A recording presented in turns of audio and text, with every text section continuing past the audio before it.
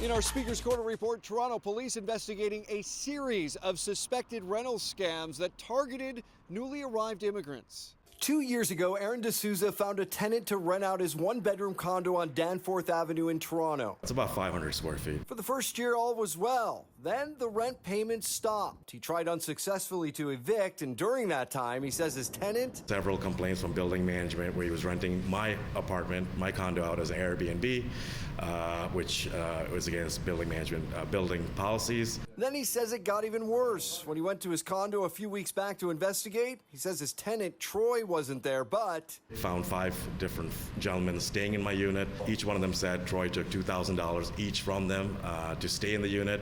Shocked, D'Souza called the police, later finding out Troy had rented out the unit, took the deposits, and took off.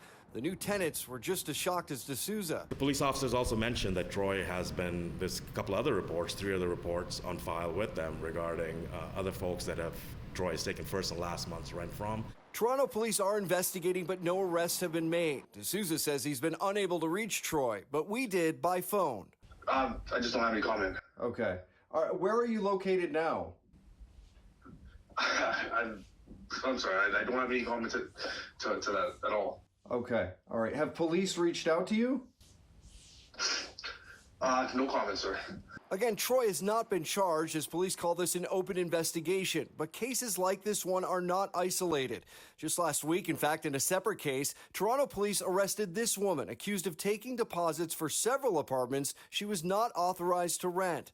As for the tenants now staying in D'Souza's condo, a few of them are new immigrants. They have no other place to go. So he's allowing them to stay until the end of the month rent-free as they look for a new place and seek justice. I've already written myself off. I feel really bad for these gentlemen that are staying there. It's a bad impression coming to Canada for the first time on a permit or whatever, and this is what we do to new immigrants. And as always, if you have an issue, story, or question you'd like us to look into, reach out to us by visiting the Speaker's Corner tab on the City News website.